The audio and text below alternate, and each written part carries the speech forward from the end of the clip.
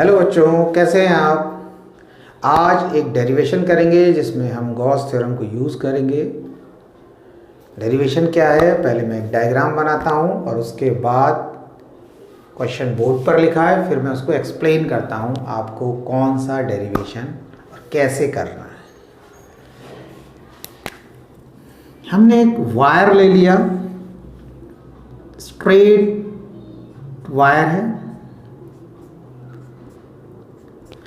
इस wire straight wire है, पतला वायर है, इस पर हमने पॉजिटिव चार्ज बना दिया। पॉजिटिव चार्ज वायर के ऊपर है, लेकिन हमने उसको साइड में बनाया है। साइड में इसलिए बनाया कि अगर ये प्लस चार्ज को हम वायर के ऊपर बनाएंगे तो आपको प्लस नहीं दिखेगा, आपको सिर्फ माइनस दिखेगा, यानी वर्टिकल लाइन इसके ऊपर ओवरलैप कर जाएगी और जो हॉरिजॉन्टल लाइन है वो दिखने लगेगी। इस तरीके से अगर मैं बना दूं तो आपको लगेगा माइनस चार्ज है, इसलिए हमने वायर पर चार्ज है लेकिन उसको साइड में बनाया है। आपको क्या करना है, ये जो वायर है इसकी लेंथ इनफाइनाइट है, तो बहुत लंबा वायर है। अब आप क्वेश्चन के अकॉर्डिंग समझिए। Apply Gauss's theorem, Gauss theorem को यूज करना है to calculate the electric field. Electric field निकालनी है of a thin infinite long straight. Thin पतला है, इनफाइनाइट लॉन्ग, लेंथ बहुत ज्यादा, ऊपर इन्फिनिटी तक मान लिया, नीचे इन्फिनिटी तक मान लिया। स्ट्रेट सीधा वायर है। Line of charge, line of charge का मतलब यह है कि इस वायर पर जो चार्ज है, तो आपको देखने से कैसा लग रहा है कि जैसे चार्ज की लाइन लगी हुई है। वायर पर चार्ज है लेकिन देखने से कैसा लग रहा है, चार्ज की लाइन लगी हुई है, तो इसलिए वो line of charge with uniform charge density lambda. Uniform charge density lambda का मीनिंग ये है कि 1 मीटर का पीस कट करते हैं अगर इस वायर का और उस पर 5 कूलम चार्ज है, तो हर 1 मीटर के पीस पर 5 ही कूलम होगा। ऐसा नहीं 1 मीटर पर 5 है तो अगले मीटर 1 मीटर पर 5 से ज्यादा हो गया कम हो गया। ये मीन यूनिफॉर्म चार्ज डिस्ट्रीब्यूशन, एक जैसा चार्ज है, यूनिफॉर्म चार्ज डेंसिटी। ठीक, अब इस वायर से आपको कुछ डिस्टेंस पर, यानी कि हमें यहां पर हमने डिस्टेंस ले लिया r, इस वायर से इस डिस्टेंस r यानी कि इस पॉइंट पर आपको इलेक्ट्रिक फील्ड निकालनी है। तो हम क्या करेंगे, हमने यहां पर एक इस तरीके से लाइन ड्रॉ की और एक उतने ही डिस्टेंस पर एक यहां लाइन ड्रॉ कर ली और एक ऐसे करके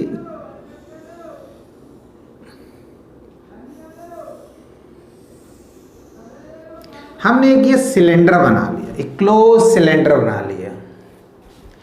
तो ये वायर के चारों तरफ हमने एक क्लोज सिलेंडर बना दिया।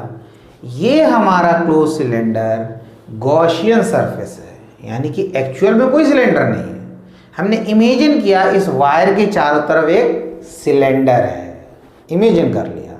अब यहां पर तो बना के दिखा दिया। उस सिलेंडर का रेडियस r है और लेंथ कितनी है हमारी, l है। ये लेंथ हमने ले लिया इस सिलेंडर की l। वायर तो बहुत लंबा है लेकिन इस सिलेंडर की लेंथ l है।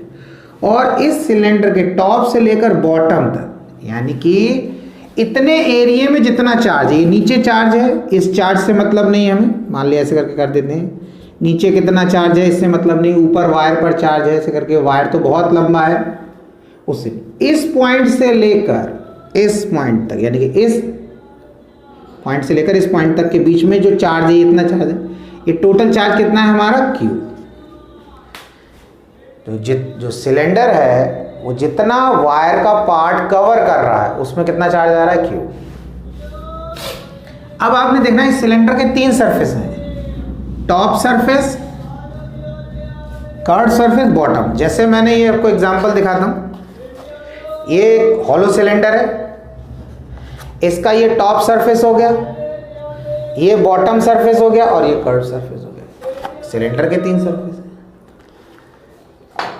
तो ये जो टॉप सरफेस है इसको हमने 1 से रिप्रेजेंट कर दिया, टॉप सरफेस को, कर्व सरफेस को 2 से और बॉटम सरफेस को 3 से। पहला सरफेस, दूसरा सरफेस, तीसरा सरफेस। टॉप सरफेस पर हमने क्या किया, अच्छा एक चीज समझने वाले हैं, जो इलेक्ट्रिक लाइंस हैं इस वायर पर है वो कैसे जाएंगी। ये हमारा वायर है, मान लिया ये हमारा चार्ज वायर है, और ये पेन जो है वो इलेक्ट्रिक लाइन को रिप्रेजेंट कर रहा है। तो ये इलेक्ट्रिक लाइंस इस चार्ज वायर से हमेशा 90 डिग्री बना के निकलेंगी, इधर निकलेंगी, इधर निकलेंगी, इधर निकलेंगी, इधर निकलेंगी, पर ऐसे नहीं निकलेंगी, इस तरीके से नहीं जाएंगी, ऐसा कुछ एंगल बना के, मतलब यहाँ पर ये जो एंगल बनना है इस तरीके से, ये 90 नहीं है। तो इलेक्ट्रिक लाइंस हमेशा किसी भी चार्ज से, या चार्ज किसी बॉडी पर है तो उस बॉडी से 90 डिग्री बना के निकलती है। तो इसीलिए इलेक्ट्रिक लाइन ऐसे ऐसे ऐसे जाएंगे। तो हमने क्या किया, यहाँ पर हमने इस एक इलेक्ट्रिक लाइन यहाँ बना दिया, पहले सरफेस पर एक इलेक्ट्रिक लाइन बना दिया, और उसी सरफेस पर एक छोटा सा सरफेस एरिया ले लिया। ये हमारी इलेक्ट्रिक लाइन हो गई, इसको हमने ई से रिप्रेजेंट कर दिया, वेक्टर क्वांटिटी है। और इस टॉप सरफेस पर हमने कर्व, ये ऐसे सर्कल ड्रॉ करा, ये सर्कल भी बना सकते हैं, स्क्वायर भी बना सकते हैं, इसमें कोई दिक्कत नहीं। ये जो छोटा सा पार्ट ड्रॉ किया हमने टॉप सरफेस पर, इसके एरिया वेक्टर का डायरेक्शन हो जाएगा ऊपर की तरफ, ये डी। आप एरिया वेक्टर को कैसे रिप्रेजेंट करते हैं आपने पढ़ा है, ये ds1। अब ds1 के लिए छोटा सा पार्ट है तो इसका एरिया ds, पहला टॉप सरफेस है उसे 1 से रिप्रेजेंट करा इसलिए 1 लगा दिया यहाँ पर। वेक्टर क्वांटिटी, वेक्टर का साइन। अगर ये टॉप सरफेस है और इसके एरिया वेक्टर की बात कर रहे हैं तो इसके एरिया वेक्टर का डायरेक्शन अपवर्ड होगा, अपवर्ड। बॉटम सरफेस है, इसके एरिया वेक्टर का डायरेक्शन डाउनवर्ड। कर्व सरफेस है, किसी भी पॉइंट पर, अगर इस पॉइंट पे बोल रहे तो यहाँ हो जाएगा, इस पॉइंट पे बोल रहे हैं यहाँ हो जाएगा, इस पॉइंट पे बोलेंगे ऐसे हो जाएगा। एरिया वेक्टर के बारे में अगर डिटेल से पढ़ना चाहते हैं तो आप मेरे पिछले वीडियो में देख सकते हैं। अब उसके बाद क्या हो गया, पहला सरफेस। अब हमने क्या किया, दूसरा सरफेस, कर्व सरफेस की बात की। तो कर्व सरफेस पर फिर हमने एक सर्कल ड्रॉ करेंगे इस तरीके से। ये सर्कल ड्रॉ करा, यहां पर देखने में तो सर्कल नहीं लग रहा है, लेकिन आप इसको ऐसे समझेंगे कि मैंने जैसे इसमें पहले से बना रखा है, देखो ये सर्कल मैंने ड्रॉ कर रखा है। जब आप इसे साइड से ऐसे देखेंगे तो ये आपको कर्व लगेगा इस तरीके से, वैसा ही कर्व मैंने यहां पर बना दिया है। तो ये एक्चुअल में पूरा सर्कल है और इसके एरिया वेक्टर का डायरेक्शन ऐसा होगा। तो मैंने यहाँ पर इसको इस तरीके से बना दिया, ये हो गया ds,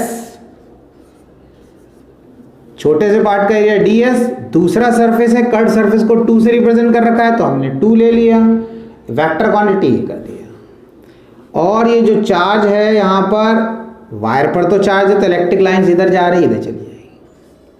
अब क्वेश्चन आता है भाई इलेक्ट्रिक लाइन इधर ही बना दे, इधर ही बना देते, तो इधर हमें जरूरत ही नहीं बनाने की।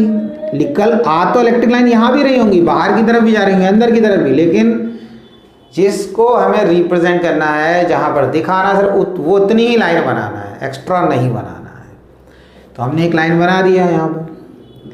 अब तीसरा सरफेस अगर हम बात करें तो तीसरा सरफेस हमने यहाँ बना दिया। इसके एरिया वेक्टर का डायरेक्शन किधर हो जाएगा, नीचे की तरफ, क्योंकि जो बॉटम सरफेस होगा इसके एरिया वेक्टर का डायरेक्शन नीचे की तरफ।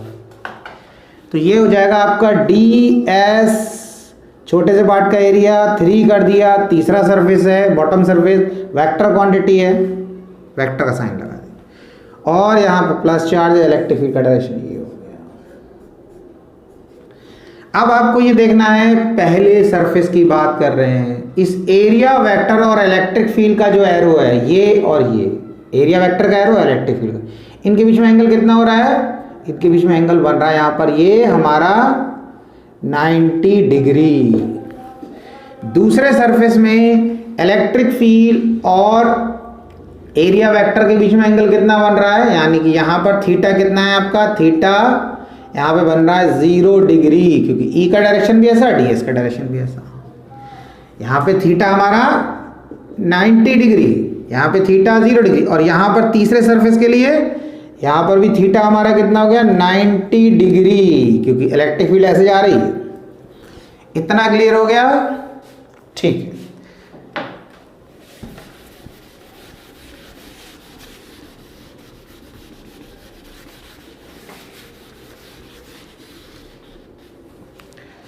अब देखो अब हम गॉस थ्योरम को यूज करेंगे, तो अकॉर्डिंग टू गॉस थ्योरम का फॉर्मूला क्या होता है? Close integration of E dot D S equals to Q upon epsilon naught. ये mathematical form of Gauss theorem का फॉर्मूला, एक दूसरी फॉर्म गॉस थ्योरम। अब इसको यूज करके कैसे करेंगे? हम लेफ्ट हैंड साइड को लेंगे, हम प्रूव नहीं कर रहे हैं, हम लेफ्ट हैंड साइड को लेंगे, थोड़ा सा एक्सपेंड करेंगे और उसको आगे एक एक्सप्रेशन लाएंगे, और जो एक्सप्रेशन जब आ जाएगा फिर फाइनली हम उसको इसके साथ रख देंगे, इसके सामने रख देंगे क्यू अपॉन एप्सिलॉन नॉट के साथ। तो कैसे करेंगे? हमने यहाँ ले लिया क्लोज इंटीग्रेशन ऑफ, ये इंटीग्रेशन का साइन है, क्लोज का, क्लोज सरफेस की बात कर रहे हैं, E dot D S equals to. अब आपको समझना है यहां पर कि इसको मैं कैसे एक्सपेंड करूंगा। मैंने लिखा E dot D S one, यहां लिख दिया S one plus sign of integration E dot S two, और तीसरा लिख दिया मैंने integration of E dot S three. अब ये कैसे लिखा समझना है। देखो, इसके प्लेस पर मैंने ये लिख दिया तीनों का सम। कैसे? ये जो फॉर्मूला है ये इस सिलेंडर से कितना फ्लक्स पास हो रहा है, सिलेंडर जो क्लोज सिलेंडर है उसके लिए होगी। अब हम कह रहे हैं ये किसके बराबर है? ये बराबर है इस सरफेस से कितना फ्लक्स पास हो रहा है, टॉप सरफेस से। तो अगर हम अकेले टॉप सरफेस की बात करें, टॉप सरफेस, तो अगर अकेला टॉप सरफेस तो क्लोज सरफेस हो नहीं सकता। इस सिलेंडर की बात कर रहे हैं तो ये क्लोज सरफेस कब बनेगा? अभी ये हॉलो सिलेंडर है, ये क्लोज सिलेंडर नहीं है। अगर मैं इस पर टॉप सरफेस रख दूं, इसका जो कैप होगी यहाँ पर, बॉटम सरफेस यहाँ लगा दूं, तब ये क्लोज बनेगा। अगर मैं कह रहा हूँ सिर्फ इस टॉप सरफेस से कितना फ्लक्स पास हो रहा है, तो ये अकेला टॉप सरफेस या जो इसके ऊपर लिड है, कैप है, उससे कितना फ्लक्स पास हो रहा है, तो वो क्लोज सरफेस नहीं कहलाएगा। क्लोज सरफेस तब बनेगा top surface, bottom surface, cut surface, तीनों को मिला दो, यानी कि ऊपर रख दूं एक कैप, नीचे लगा दूं, फिर बनेगा। अब क्या हो रहा था? टॉप सरफेस से कितना फ्लक्स पास होगा, उसका फॉर्मूला होगा ई डॉट डी एस वन, पहला सरफेस है, और एस वन, अभी इसको हटाएंगे फिर लिमिट लगाएंगे, देखना कैसे। पहला सरफेस हो गया, यहाँ क्लोज का साइन नहीं लगाया, किस लिए? वही रीजन है क्योंकि अकेला सरफेस क्लोज नहीं हो सकता। फिर हमने कट सरफेस की बात कर रहे हैं, कट सरफेस की बात कर रहे हैं, सेकंड सरफेस है तो वो भी क्लोज नहीं, इसलिए लिखा E dot D S two, S two, close का साइन नहीं लगाया क्योंकि ऊपर से खुला रहेगा। अगर कट सरफेस की बात करेंगे ऊपर से खुला रहेगा, नीचे से खुला रहेगा। अब बॉटम सरफेस की बात करेंगे तो बॉटम सरफेस में भी क्लोज का साइन नहीं लगाया, ई डॉट डी एस थ्री और एस थ्री। अब क्या करना है आपको? इक्वल्स टू, यहां से इस स्टेप को कैसे लिखेंगे? साइन ऑफ इंटीग्रेशन, ई के प्लेस पर ई का मैग्नीट्यूड, ds के प्लेस पर ds का मैग्नीट्यूड, डॉट हटाएंगे तो कॉस लगाएंगे, cos theta. Cos theta is the angle between E and ds। हमने पहले ही यहां देख लिया कि पहले सरफेस के लिए ई और ds के बीच में या ds1 के बीच में कितना एंगल है? 90। तो वही लिख देना है हमें क्या लिखना? कॉस 90 डिग्री और s1 कर देना है। फिर क्या करना है? दूसरे सरफेस में हमें पता है इस E और ds2 के बीच में एंगल कितना है? ds 0 degree. तो क्या हो जाएगा हमारा? Sign of integration E ds2 cos 0 degree, s2 limit लगा दिए। और यहां पर तीसरे के लिए क्या करना है? E ds3 और cos 90 डिग्री। वो तीसरे सरफेस के लिए E और ds के बीच में एंगल 90 डिग्री होगी, और यहाँ पे लिख दिया S3। अब क्या करना है हमें? यहाँ पे cos 90 की वैल्यू कितनी होती है? देखो, cos 0 की वैल्यू होती है 1 और cos 90 डिग्री की वैल्यू होती है 0। ठीक है, तो ये तो cos, ये तो 0 हो गया, तो पूरा टर्म 0 हो गया, तो इसके प्लेस पे 0, इस पूरे टर्म के प्लेस पे 0 प्लस इसके प्लेस पे क्या करेंगे हम? यहाँ पे लिखा, देखो E कांस्टेंट है हमारा, तो हमने लिखा E, अभी पहले इसको ऐसे लिख देते हैं, और S2, ds2 के प्लेस पर ds2 और cos 0 के प्लेस पर 1, तो 1 तो लिखने की जरूरत ही नहीं यहाँ पर। मल्टीप्लाई हो जाएगा तो इतना ही रहेगा प्लस, और यहाँ पर इस cos 90 वाली 0 हो जाएगी तो ये भी 0 हो गया। अब इसमें क्या करेंगे हम, इलेक्ट्रिक फील्ड जो है वो है यूनिफॉर्म।